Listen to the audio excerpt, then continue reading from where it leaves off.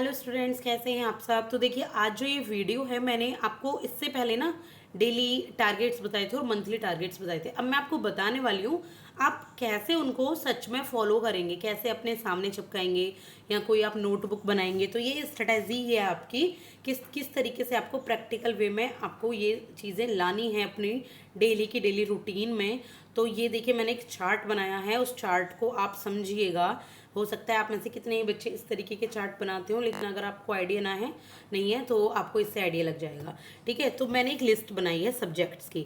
तो सब्जेक्ट्स में सबसे पहले मैंने यहाँ आपको बताया कि रिवीजन आपको करना है डेली, फिर करंट अफेयर की है, फिर हिस्ट्री। ये हिस्ट्री में पहले मैंने मॉडर्न लिख दिया, क्योंकि बेशक आप एंशियंट भी पढ़ सकते हैं, लेकिन मॉडर्न थोड़ी ज़्यादा आती है ना मेंस में भी प्रीलिम्स में भी, तो मेन मॉडर्न लिख दी है। और ये अपने अकॉर्डिंग आपको बनाना है। ठीक है, पहले मैं अपने अकॉर्डिंग बता रही हूँ, फिर आपको ये अपने अकॉर्डिंग बनाना है।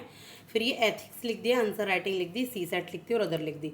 अब आप मेरी प्रीवियस वीडियो अगर आपने देखी हो तो आप समझ गए होंगे कि जो डेली स्ट्रेटेजी मंथली स्ट्रेटेजी किस तरीके से आपको करनी है। अब आपको उसी के अकॉर्डिंग यहाँ पर सब्जेक्ट आपने चुन लिए। तो सबसे पहले आपको सुबह उठना है। ये 1 जुलाई से आपको, जैसे 1 जुलाई से करना है मान लीजिए। तो आपने रिवीजन में करंट अफेयर आपने कर लिया। करंट अफेयर का है ये। करंट अफेयर में आप क्या करेंगे, जो पिछले दिन आपने लास्ट डे आपने कोई सेल्फ नोट्स बनाए हो न्यूज़पेपर से या यूट्यूब से या घटना चक्र वगैरह से या कोई और इंस्टीट्यूट से, तो आप करंट अफेयर पे टिक लगाइए। हिस्ट्री आपने पढ़ी होगी प्रीवियस डे पर, इन्हीं के अकॉर्डिंग बता रही हूँ, आप सब्जेक्ट चेंज कर सकते हैं। तो उस पर टिक लगा दीजिए कि हाँ आपने पढ़ लिया।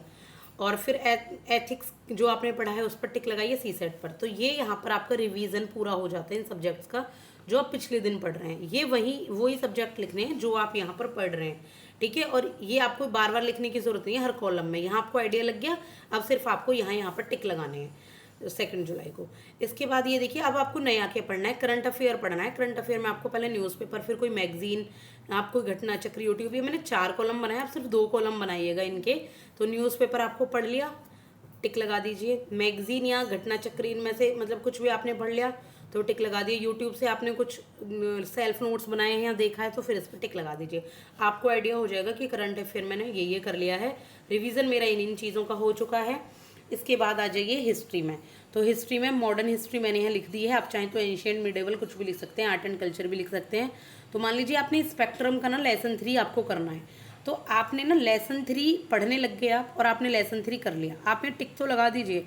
साथ के साथ आप ये भी लिख सकते हैं कि आपने कितने पेज से, मान लीजिए आपने 101 से 113 पेज तक पढ़ा है, तो आप ये भी लिख दीजिए। क्योंकि लेसन 3 आप एक दिन में कंप्लीट नहीं कर पाएंगे, मान लीजिए कर सकते तो अच्छी बात है।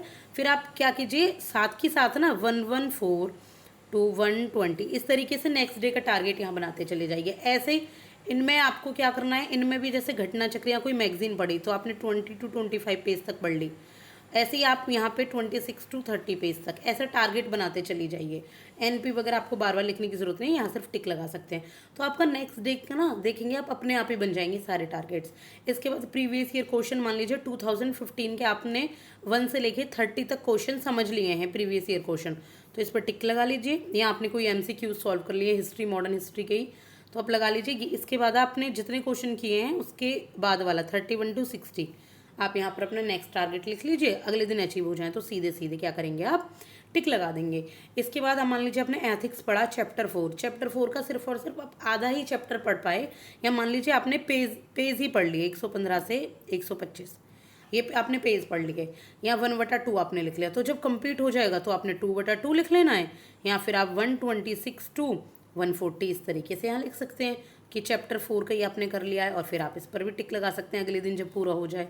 ठीक है, तो इस तरीके से आपका देखो नया टारगेट स्टार्ट हो गया बनना। आंसर राइटिंग के लिए क्या करेंगे, आप 2 क्वेश्चन आप डेली करेंगे।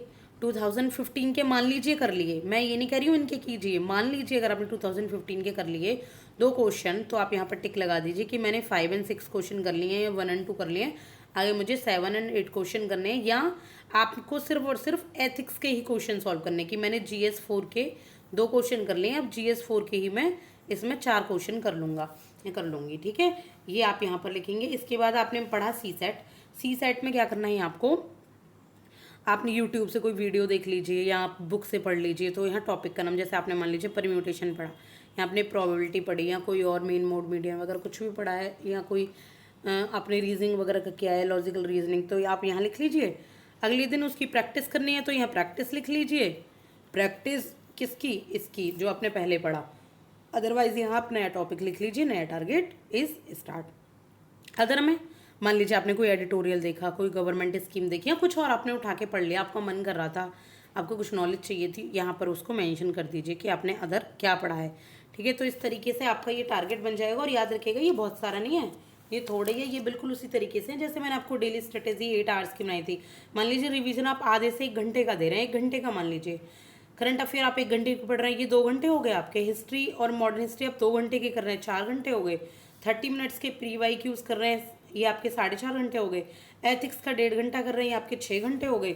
आंसर राइटिंग 30 मिनट की कर रहे हैं, 6.5 घंटे हो गए। सी सेट आप कितने का कर रहे हैं, 1 घंटे का कर रहे हैं, 7.5 हो गए। और आधे घंटे कुछ आप अदर देख ले रहे हैं तो 8 हो गए। ठीक है, इस तरीके से आप अपने टारगेट डेली के अचीव कर सकते हैं। ये पूरा मैंने बनाया है, देखिए इस तरीके से। और जब आपका पूरा हफ्ता हो जाए और आप पूरा थोड़ा टॉपिक से कवर कर लें तो 8 तारीख यहाँ मैंने लिख ही दिया है, आप इसको 9 तारीख 10 तारीख में भी कर सकते हैं, 11 12 में भी कर सकते हैं।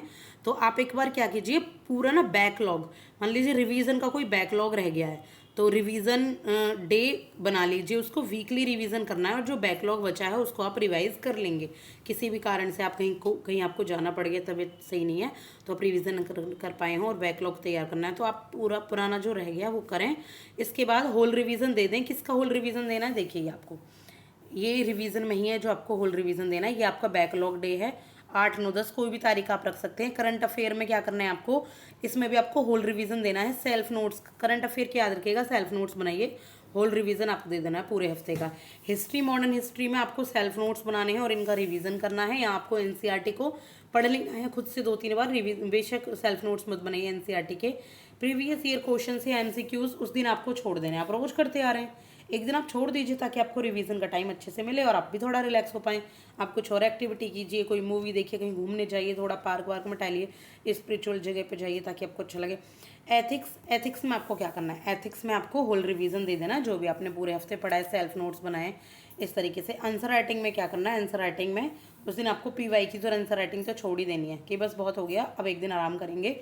सी सेट में क्या करना है, सी सेट में आपको फॉर्मूले की रिवीजन करना है। कोई बैकलॉग रह गया तो तैयार कर लीजिएगा कर, लेकिन अदर में क्या करना है, अदर आपको खाली छोड़ देना है कि नहीं भाई आज अदर वदर नहीं करेंगे, अब सिर्फ रिवीजन डे रहेगा, सेल्फ नोट्स बनाएंगे। और इसमें एक और स्ट्रेटेजी मैं आपको सिंपल सी बता दूं अगर आप कंफ्यूज ना हो। मैंने आपको ये प्रीवियस ईयर क्वेश्चन और आंसर राइटिंग जो डेली बताए हैं ना, आप चाहें अगर आप इनमें अच्छे हैं तो पढ़िए रोज, और प्रीवियस ईयर क्वेश्चन और आंसर राइटिंग आप वीक में 2 दिन कर लीजिए। ठीक है, सी सेट आप वीक में 2 दिन कर लीजिए। अगर आप सच में ही पढ़ाई करने में बहुत अच्छे हैं और कोई दिक्कत नहीं है, टाइम भी पूरा है, तो आप इस तरीके से कर सकते हैं। तो आप थोड़ा जल्दी सिलेबस कवर कर सकते हैं। तो ये रही मेरी स्ट्रेटजी और तरीका, ये चार्ट तैयार करके आप इस तरीके से चार्ट बनाइए। बहुत प्रैक्टिकल तरीका है देखिए पढ़ाई करने का। बाकी कितना भी पढ़ लो पीडीएफ में हवा में बात करके, उससे कुछ भी ना आता नहीं है, उससे कोई रिजल्ट नहीं होता। तो प्रैक्टिकल तरीके से पढ़ाई करेंगे तो सारी चीज़ें क्लियर हो जाएगी। अब next video is yearly road map, और वो लास्ट वीडियो होगी। बहुत स्ट्रेटेजी बता चुकी हूँ मैं यूपीपीएससी की। अब सिर्फ और सिर्फ हम पढ़ाई पे ध्यान देंगे। जो मेरी पॉलिटी की पुरानी सीरीज चल रही है, हम वो सीरीज़ दोबारा से स्टार्ट करेंगे, दोबारा से मतलब आगे से स्टार्ट करेंगे। वहाँ पर मैं आपको काफ़ी कुछ बता चुकी हूँ, कॉन्स्टिट्यूशनल अमेंडमेंट तक। आगे मैं आपको प्रेसिडेंट्स यहाँ से स्टार्ट करने वाली हूँ आई थिंक। तो आप प्लीज़ उसको ज़रूर देखिएगा, वो सब सारी हैंड रिटन फॉर्म में होगी। और उसके बाद हम इसी तरीके से एक एक सब्जेक्ट कवर करते हुए चले जाएंगे। तो काफ़ी अच्छे तरीके से आपको इससे फ़ायदा होगा। तो प्लीज़ सब्सक्राइब ज़रूर कीजिएगा। Thank you.